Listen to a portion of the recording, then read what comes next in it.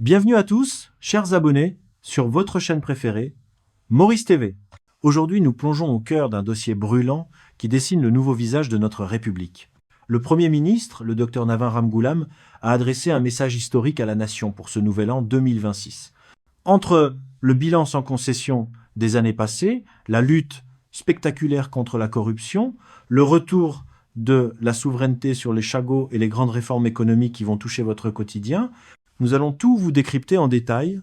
Pourquoi 2026 est-elle qualifiée d'année de l'économie? Comment les nouvelles lois sur la justice vont-elles changer votre vie? Nous allons voir cela ensemble dans un reportage exclusif et détaillé. Mais juste avant de commencer, si vous aimez notre travail de décryptage, n'hésitez pas à nous donner un petit pouce bleu pour nous encourager. Et si ce n'est pas encore fait, abonnez-vous dès maintenant et activez la cloche pour rester scotché à toutes les mises à jour et ne rien manquer de l'actualité de notre île. Vous êtes prêts? Alors, on commence tout de suite. Port-Louis. En ce début d'année 2026, l'ambiance dans les rues de la capitale mauricienne a changé. Entre les étals de légumes du marché central et les bureaux feutrés du centre d'affaires, un mot est sur toutes les lèvres. Redressement. Lors de son message à la nation, le Premier ministre Navin Ramgoolam n'a pas seulement présenté des vœux, il a livré un véritable réquisitoire contre le passé et un plan de bataille pour l'avenir. L'héritage d'un précipice. L'heure des comptes. Pour comprendre 2026, il faut revenir sur le traumatisme des dernières années. Le docteur Ramgoolam a été on ne peut plus clair. À son arrivée au pouvoir après les législatives de novembre 2024, l'île Maurice ne vacillait pas, elle était déjà dans le précipice. Le Premier ministre décrit une décennie de dérives où la corruption et la dilapidation des fonds publics auraient gangrené les institutions. Pour le Mauricien moyen, cela se traduisait par un sentiment d'oppression.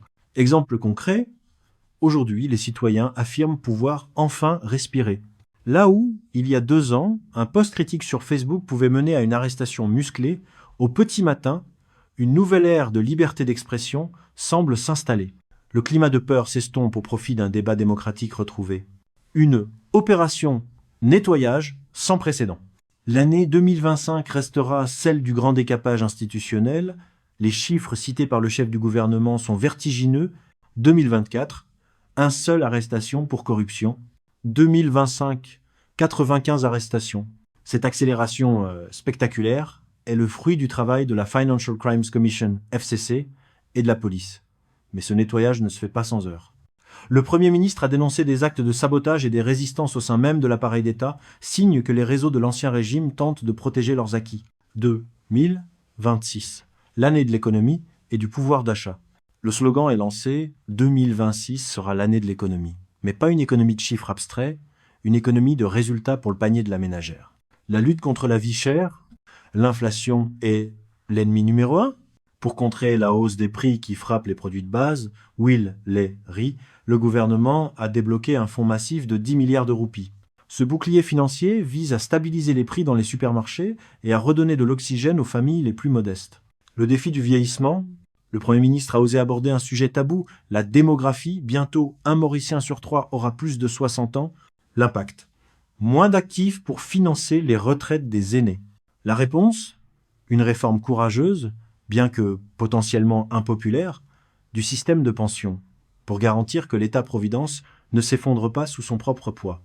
Nous ne sommes pas là pour être populaires, mais pour redresser le pays, a martelé le docteur Ramgoolam. Une justice plus proche et plus juste, le paysage judiciaire mauricien s'apprête à vivre un séisme positif, avec 3 réformes majeures. Fin des Provisional Charges. Avec le Police and Criminal Justice Bill, on met fin à cette pratique controversée qui permettait d'arrêter quelqu'un sur de simples soupçons sans preuve solide. C'est une victoire majeure pour les droits humains. Le privy-council à domicile, dans un geste historique pour la souveraineté judiciaire, les juges du conseil privé viendront siéger directement à Maurice. Plus besoin de s'envoler pour Londres pour obtenir justice suprême. C'est la justice qui vient aux citoyens. Et National Crime Agency, une nouvelle unité d'élite pour traquer la fraude financière complexe, rendant Maurice plus propre aux yeux des investisseurs internationaux. Le retour de Maurice sur la scène mondiale. L'année écoulée a aussi été celle de la fierté nationale retrouvée. Le 2